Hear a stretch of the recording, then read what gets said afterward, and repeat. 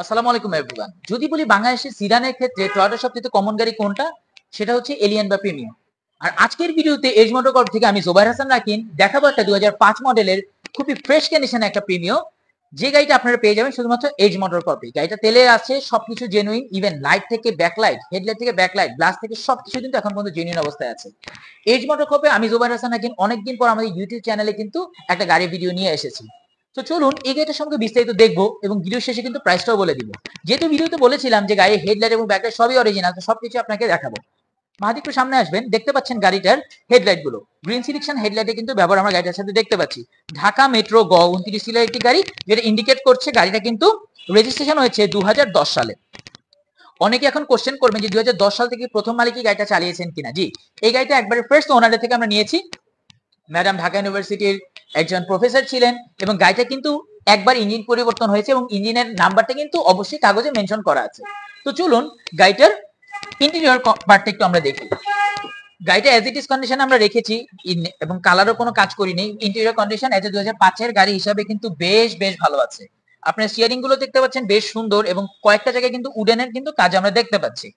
এই গাড়িগুলো সাধারণত কাদের পছন্দ? গাড়িগুলো বেশ ভারী হয়, স্টার্টার গাড়ি হিসেবে আপনারা কিন্তু এই প্রিমিয়াম গাড়িগুলো নিতে পারেন। এক্সিও এবং এক্সকলা থেকে বেশ ভালো সার্ভিস কিন্তু পাবেন আপনার এই গাড়িটার ক্ষেত্রে। আচ্ছা, এখন আমরা পিছনে প্যাসেঞ্জার সিটের কথা একটু বলবো।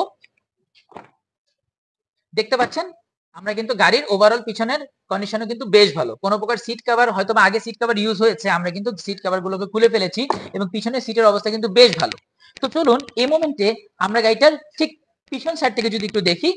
পিছন সাইড থেকে মাহাদি আপনার ক্রসিং ভিউ যদি দেখা যায়, আপনারা দেখতে পাচ্ছেন এই গাড়িটার কিন্তু একটা ডিপ্লোম্যাটিক ইস্যু হচ্ছে এর কালার।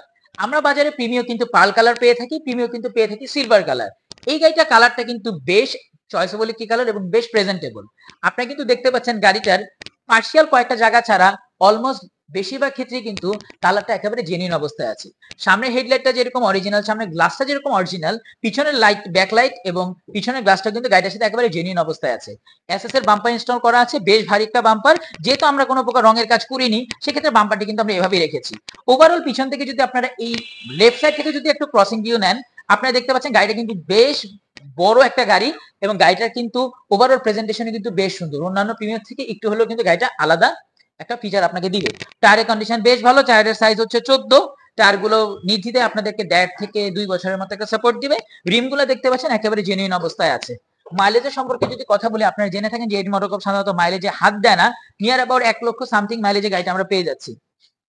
সো অনেকে বলে থাকবে ভাই গাড়িটা সিএনজি থেকে তেলে কনভার্সন করা হয়েছে কিনা। হ্যাঁ, যেহেতু এজ মোটর কর্পের একটা পার্টিকুলারস হচ্ছে যে আমরা কিন্তু অথেন্টিক ইনফরমেশন গাড়িতে দিয়ে থাকি। যখন গাড়িটার ইঞ্জিন পরিবর্তন হয়েছে তখন কিন্তু গাড়িটাকে কোনো প্রকার সিএনজি বা এলপিজি কোনো কিছু করা নাই। এর আগে এলপিজি করা ছিল, ইঞ্জিন চেঞ্জ করার পর গাড়িটা কিন্তু সম্পূর্ণ একেবারে অকটেন ডিভেন অবস্থায় আছে। সো এই হচ্ছে ওভারঅল আমাদের প্রিমিয়াম রিভিউ। পেপারস আপনারা সম্পূর্ণ 1 বছর এবং 2 বছর আপডেট পেয়ে যাবেন এবং আপনারা গাড়িটা কিন্তু এনি টাইম আপনারা আমাদেরকে টেস্ট ড্রাইভ দিতে পারবেন। এই গাড়িটার আস্কিং প্রাইস হচ্ছে 15,95,000 টাকা, যেটা আপনারা পেয়ে যাবেন এজ মোটর কর্পে। আর এই গাড়িটার সঙ্গে বিস্তারিত জানতে আমাদের নিচে দেওয়া যে ফোন নাম্বার আছে সেই ফোন নাম্বারে যোগাযোগ করতে পারেন, অথবা আমাদের এই নাম্বারে হোয়াটসঅ্যাপ আছে, সেখানেও ইনবক্স করতে পারেন। ধন্যবাদ সবাইকে। আসসালামু আলাইকুম।